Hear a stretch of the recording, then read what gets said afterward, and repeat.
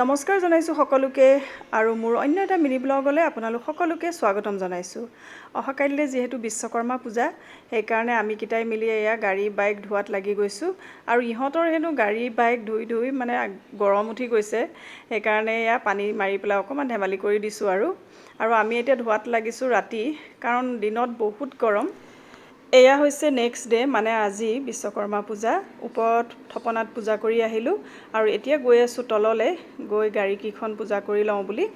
আপোনালোক সকলোৱে নিশ্চয় পূজা কৰি হৈ গৈছে। ময়ো এয়া আহি পাইছোঁহি তলত, এয়া পূজা কৰোঁ গাড়ীকেইখন বুলি। খুব ভাল লাগে এই সময়খিনি, যিহেতু গণেশ পূজাও হৈ গ'ল, এতিয়া বিশ্বকৰ্মা পূজা, আগন্তুক শাৰদীয় দুৰ্গা পূজা আহি আছে। খুব ভাল লাগিছে সেইকাৰণে মনটো। পূজা বুলি ক'লে আচলতে সকলোৰে ভালেই লাগে নহয় জানো। আমি এয়া এনেকৈয়ে কৰিবলৈ চেষ্টা কৰিলোঁ, ল'ৰাই মই পূজা। এনেকৈ খুব ধুনীয়াকৈ হৈ গ'ল পূজাখিনি আমাৰ।